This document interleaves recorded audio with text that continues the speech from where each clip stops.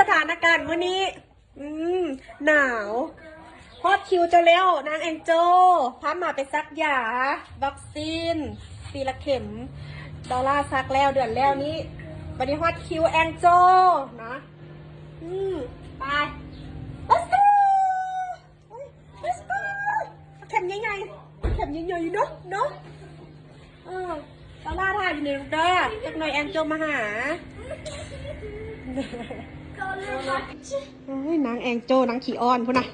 เห็นก็อ้อนแล้วได้นางคะแนนแตบขาแล้วได้มือนี่ควักไว้แหละอ้อนอยากให้ยอกอยากให้ดมให้หอม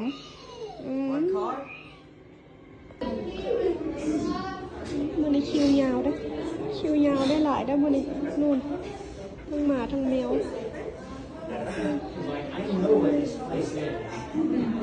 คิวยาวได้มือนี่เอาไปเอาไป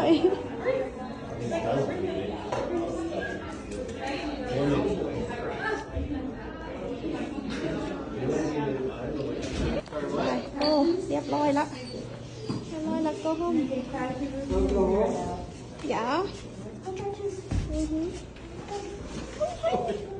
ไปละแกแล้วก็ละอันนี้คือรถคว่ำนะลูกเขาได้ซิแป้งญาติปอนนั่งเลยนะญาติปอนนั่งกันดิลูกติดแกพอติดแกลูกโอ้มันนี่คิวยาวหลายคิวยาวหลาย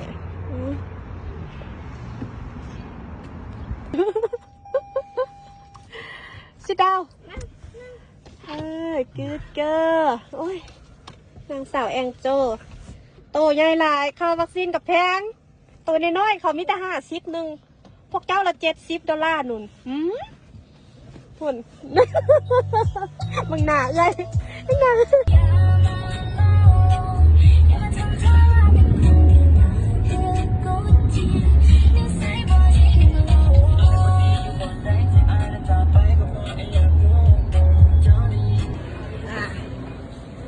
ซอฟปี้หาแล้วแซ่บๆไปกินกันต่อเนาะ